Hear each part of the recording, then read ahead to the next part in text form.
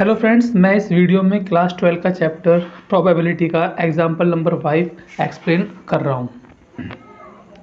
ये question given है, a die is thrown 3 times, events A and B are defined as below. Event A 4 on the third throw, okay, and event B 6 on the first and 5 on the second throw.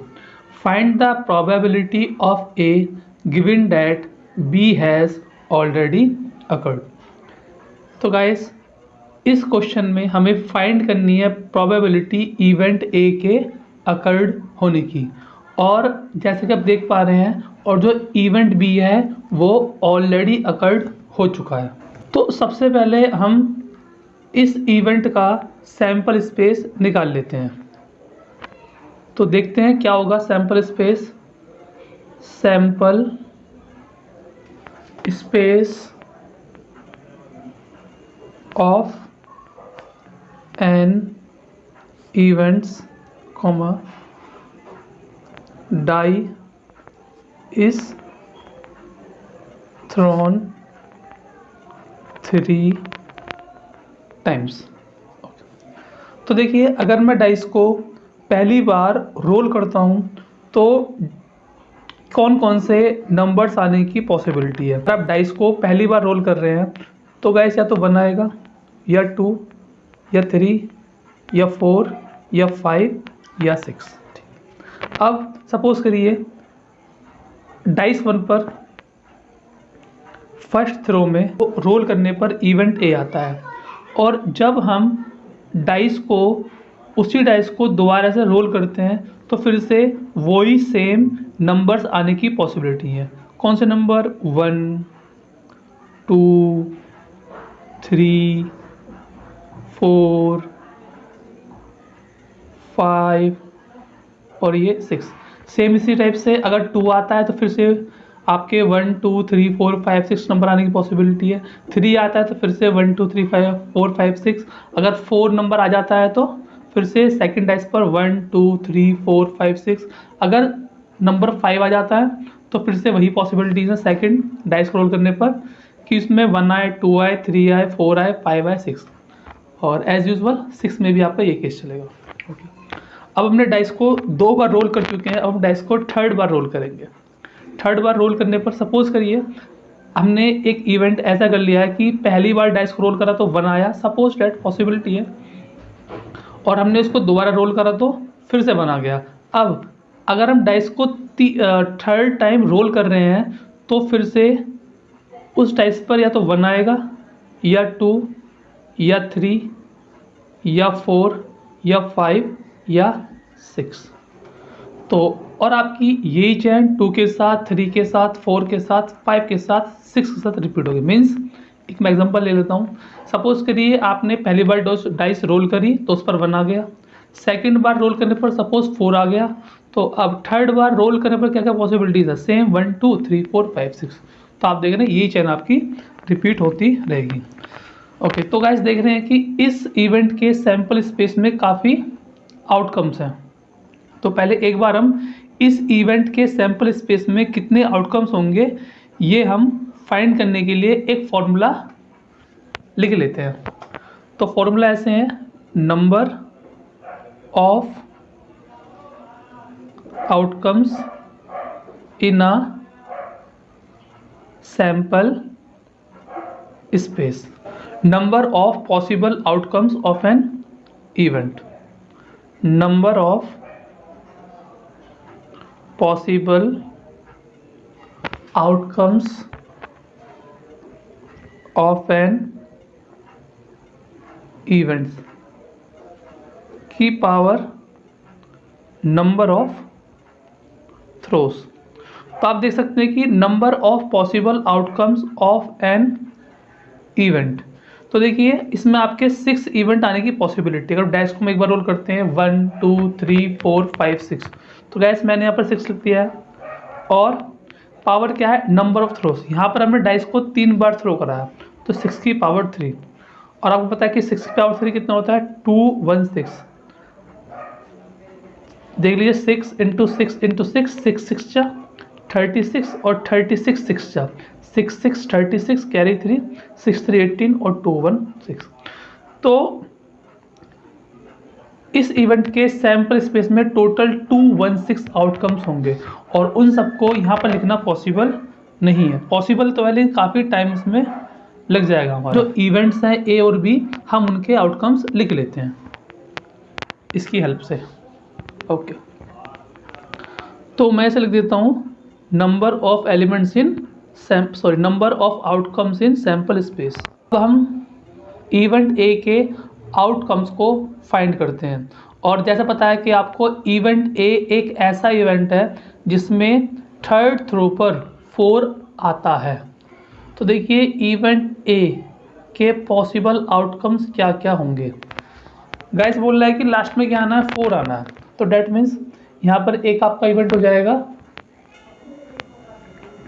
जो आपका एक possible outcomes है which is 1, 1, 4। Means last में क्या अपना 4 fix है। तो यहाँ से देखिए 1, 1 और थर्ड थ्रो पर क्या आ रहा है, 4 आ रहा है। तो गैस यहाँ पर आपका 4 आ जाएगा। क्या और कोई केस ऐसा पॉसिबल है यहाँ पर? आई थिंक नहीं है। इसमें देखते हैं इसके बाद 1, 2, 4 ये पॉसिबल है।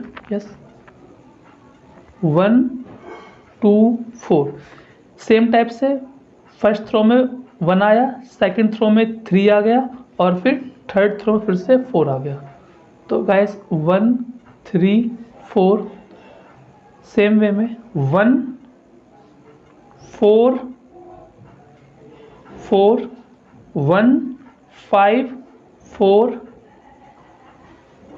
एंड 1, 6, 4।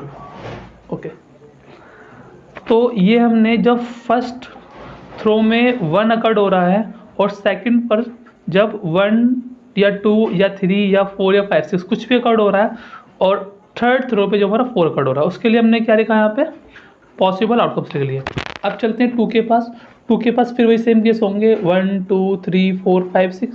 तो यहाँ पर सिंपल आपको जाएंगे, फर्स्ट पर 2 आया, सेकंड पर 1, थर्ड पे 4। फर्स्ट पर 2 आ रखा है, सेकंड पर 2 आया, यहाँ पर 4। फर्स्ट पर 2 आया, इस पर 3 आया, इस पर 4। फर्स्ट पर 2 आया, सेकंड पे 4 आया, नेक्स्ट पे 4, यहाँ 2 आया, यहाँ 5 आया, 4 आया, यहाँ 2 आया और यहाँ पर 6 आया और यहाँ पर 4 आ गया। सेम इसी टाइप से अब हम लिख सकते हैं टोटल सैंपल स्पेस। अब ऐसे ही मैं 3 केस रिपीट करूँगा तो देखिए सिंपल, बस यहाँ पर आपका नंबर चेंज होगा 3, 1, 4, 3, 2, 4, 3, 3, 4, 3, 4, 4, 3, 5, 4 एंड 3, 6, 4। ऐसे ही फिर आपका 4 के लिए 4, 1, 4 अप टू 4, 1, 6। ऐसी 5 के लिए 5, 1, 4, 5, 2, 4 अप टू 5, 1, 6। तो आप देख सकते हैं इवेंट ए के कितने सारे पॉसिबल आउटकम। अब फोकस करते हैं इवेंट बी पर। तो गाइस अब हम इवेंट बी के आउटकम्स को फाइंड करते हैं और जैसा आपको मैं बता चुका हूँ इवेंट बी एक ऐसा इवेंट है जिसके फर्स्ट थ्रो में 6 आ रहा है और सेकंड थ्रो में 5 आ रहा है, बाकी कोई इशू नहीं है। तो लिखते हैं बी इवेंट, उसे फिक्स कर दिया। क्या फर्स्ट थ्रो में तो बच्चों क्या आया है, 6 आया है और आपका सेकंड थ्रो में 5 आया है। उसके बाद जो भी आपके पॉसिबल आउटकम्स हैं थर्ड थ्रो पर वो हम देख लेंगे 1, 2, 3, 4, 5, 6। तो इसके पॉसिबल आउटकम्स हो जाएंगे 6, 5, 1, 6, 5, 2, 6, 5, 3, 6, 5, 4, 6, 5, 5 and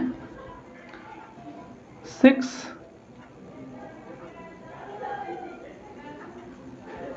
5, 6। ओके, अब हम A इंटरसेक्शन B निकाल लेते हैं। A इंटरसेक्शन B निकाल लेते हैं और आप देख सकते हैं कि A और B में केवल और केवल एक ही इवेंट कॉमन होगा, जो आपका होगा 6, 5, 4।